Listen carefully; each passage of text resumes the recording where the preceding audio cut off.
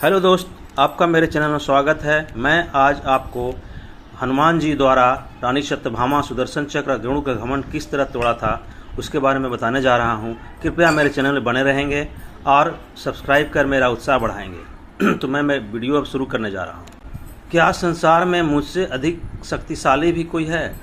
इधर गरुड़ से भी नहीं रहा गया। वे बोले, प्रभु, क्या संसार में मुझसे अधिक तेज गति से कोई उड़ सकता है? भगवान तीनों की बातें सुनकर मुस्कुरा दिए। वे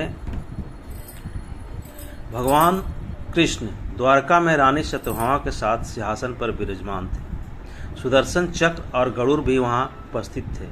रानी सत्यभामा ने बातों ही बातों में श्री कृष्ण से पूछा, प्रभु, त्रेता युग में जब आपने राम के रूप में अवतार लिया था तब सीता आपकी पत्नी थी। क्या वह मुझसे भी ज़्यादा सुंदर थीं? भगवान कुछ कहते इससे पहले सुदर्शन चक्र ने कहा, प्रभु, मैंने आपको बड़े बड़े युद्धों में विजय दिलवाई है। क्या संसार में मुझसे अधिक शक्तिशाली भी कोई है?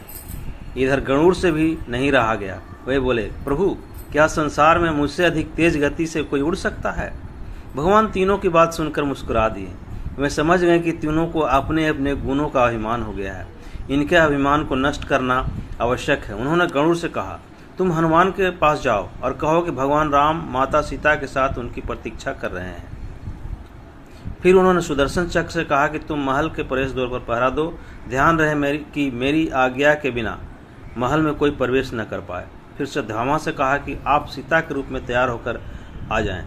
श्री कृष्ण ने भगवान राम का रूप धारण कर लिया। गरुड़ ने हनुमान के पास पहुंचकर कहा, वानर श्रेष्ठ भगवान राम माता सीता के साथ आपको द्वारका में मिलना चाहते हैं। आप मेरे साथ चलिए, मैं आपको अपनी पीठ पर बैठाकर वहां शीघ्र ले जाऊंगा। कहा, आप चलिए, मैं आता हूं। गरुड़ ने सोचा, यह बूढ़ा बानर पता नहीं कब तक पहुंचेगा, मैं तो द्वारका चलता हूं। महल में पहुंचकर गरुड़ देखते कि हनुमान तो वहां पहले से ही प्रभु के सामने बैठे हैं। गरुड़ का सिर लज्जा से झुक गया। श्री राम के रूप में कृष्ण ने हनुमान से कहा, पवन पुत्र, तुमने महल में कैसे प्रवेश किया? क्या तुम्हें किसी ने रोका नहीं?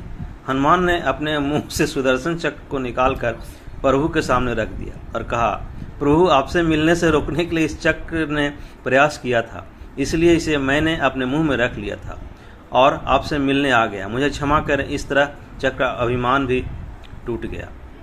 अंत में हनुमान ने हाथ जोड़ते हुए श्री राम से कहा, हे प्रभु, आज आपने किसे इतना सम्मान दिया है कि वह माता सीता के स्थान पर आपके साथ सिंहासन पर विराजमान है? इस तरह रानी सत्यभामा, गरुड़, सुदर्शन चक्र तीनों का गर्व चूर चूर हो गया। वे तीनों समझ गए कि भगवान ने उनका अभिमान दूर करने के लिए ही यह लीला रची थी। वे तीनों भगवान के चरणों में झुक गए। तो ये कहानी थी हनुमान जी द्वारा तीनों का घमंड तोड़ने के लिए कहा गया था। तो उन्होंने सब कुछ दिखा दिया।